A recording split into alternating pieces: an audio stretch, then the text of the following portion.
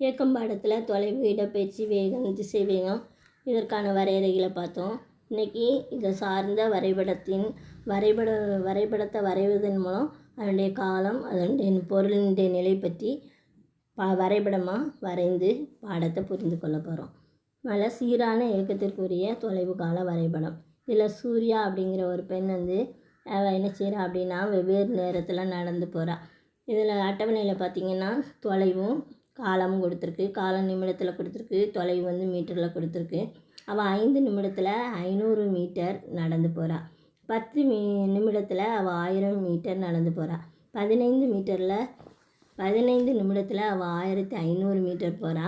20 நிமிடத்தில் அவள் 2000 மீட்டர் போகிறா. 25 நிமிடத்தில் அவள் 2500 மீட்டர் போகிறா. இதை நம்ம என்ன செய்ய போகிறோம் அப்படின்னா ஒரு வரைபடம் மூலமாக வரைந்து பார்க்க போகிறோம்.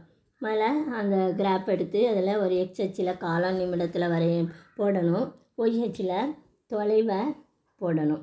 போட்டு அந்த வரைபடத்தை வரைஞ்சோம்னா அதில் ஒரு நேர்கோடு கிடைக்குது.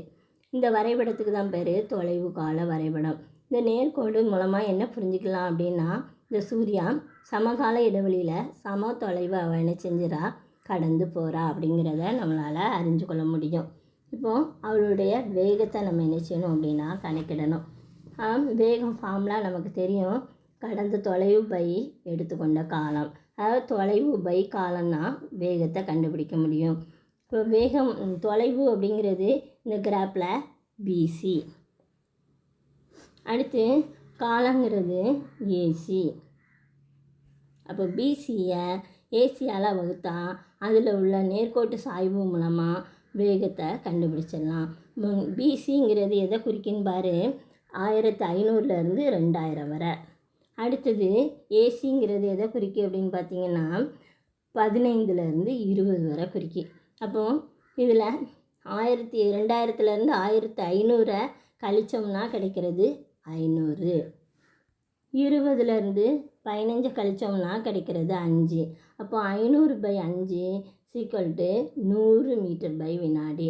அப்போ ஒவ்வொரு வினாடிக்கும் அவள் 100 மீட்டர் என்ன செய்கிறா அப்படின்னா வேகமாக நடந்து போகிறா. அடுத்து நம்ம என்ன பார்க்க போகிறோம்னா அடுத்து இன்னொரு வரைபடம் பார்க்க போகிறோம். சீரற்ற இயக்கத்திற்குரிய தொலைவு கால வரைபடம். இதில் ஒரு அட்டவணை கொடுத்துருக்கு. ஒரு காரு அது ஒவ்வொரு 2 வினாடிக்கும் எவ்வளோ கால இடைவெளியை அது கடந்து செல்லுது அப்படிங்கிற அந்த தொலைவை நம்ம இதில் பார்க்க போகிறோம். அதில் அந்த அட்டவணையை பார்த்திங்கன்னா காலம் நிமிடத்தில் கொடுத்துருக்கு, தொலைவு மீட்டரில் கொடுத்துருக்கு. 2 நிமிடத்துக்கு அது 1 மீட்டர் போகுது. 4 நிமிடத்துக்கு அது 4 மீட்டர் போகுது. 6 நிமிடத்தில் அது 9 மீட்டர் போகுது. 8 நிமிடத்தில் அது 16 மீட்டர் போகுது. 10 நிமிடத்தில் அது 25 மீட்டர் போகுது.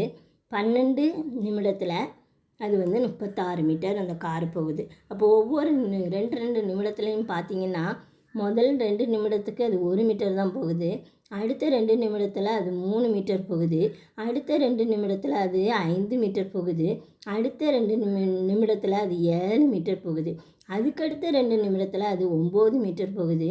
அதுக்கடுத்த 2 நிமிடத்தில் அது 11 மீட்டர் போகுது.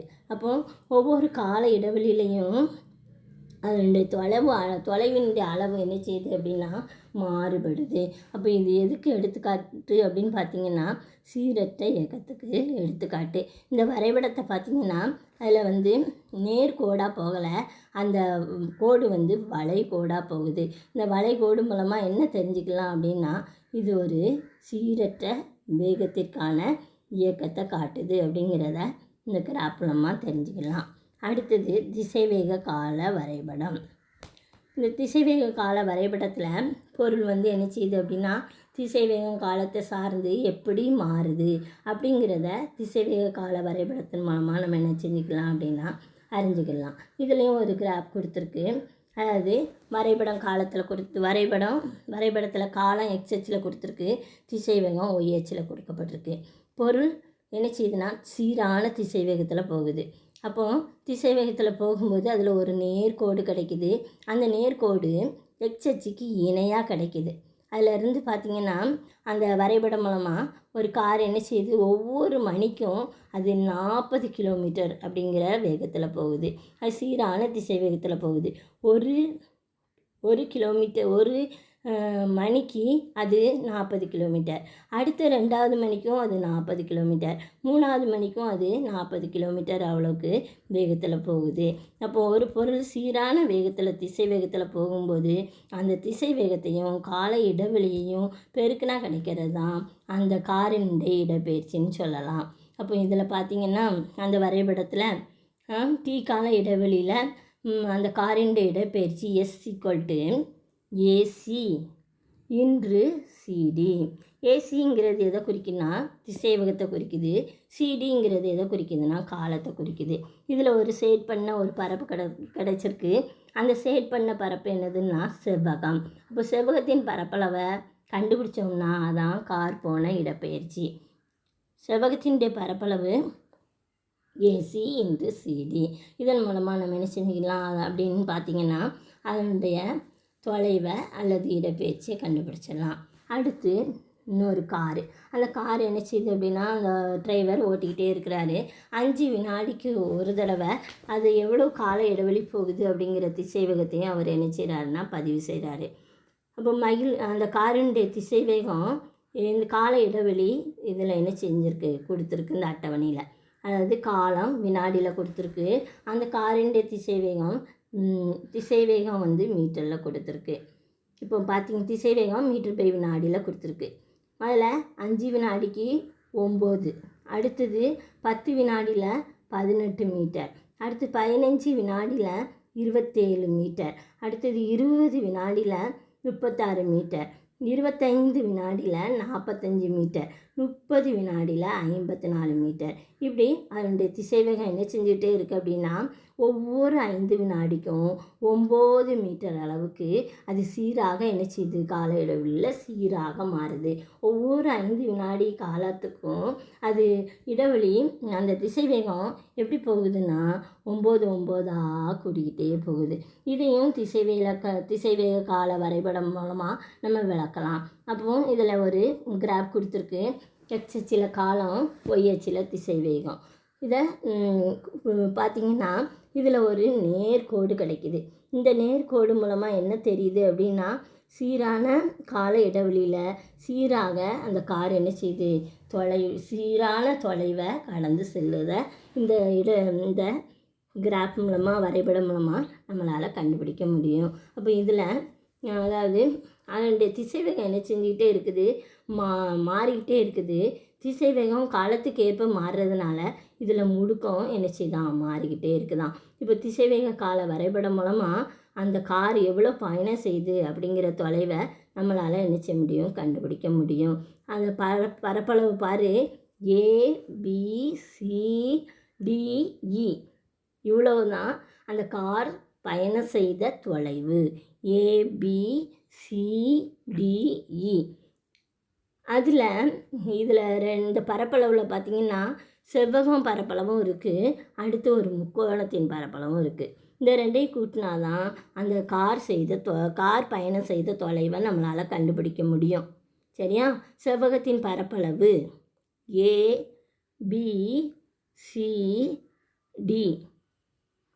அதான் செவ்வகத்தின் பரப்பளவு. அடுத்தது முக்கோணத்தின் பரப்பளவு ADE. இதுதான் முக்கோணத்தின் பரப்பளவு. செவ்வகத்தின் பரப்பளவுக்கு ஃபார்முலா நமக்கு தெரியும், L/B. Lங்கிறது எதை குறிக்கும் ஏபியை குறிக்குது. அடுத்தது பிங்கிறது எதை குறிக்குது பிசியை குறிக்குது. அப்போ L/B AB/BC. அடுத்தது முக்கோணத்தின் பரப்பளவு ஃபார்முலா அரை இன்று L/B. அரை L/B. L இதில் எது அப்படின்னு பார்த்தீங்கன்னா AD. அடுத்தது DE. Bங்கிறது DE. இந்த ரெண்டையும் பெருக்கினா தான் முக்கோணத்தின் பரப்பளவை கண்டுபிடிக்க முடியும். அப்போ செவ்வகத்தின் பரப்பளவு AB × BC + அடுத்தது முக்கோணத்தின் பரப்பளவு அரை இன்று ஏடி இன்று டிஇ.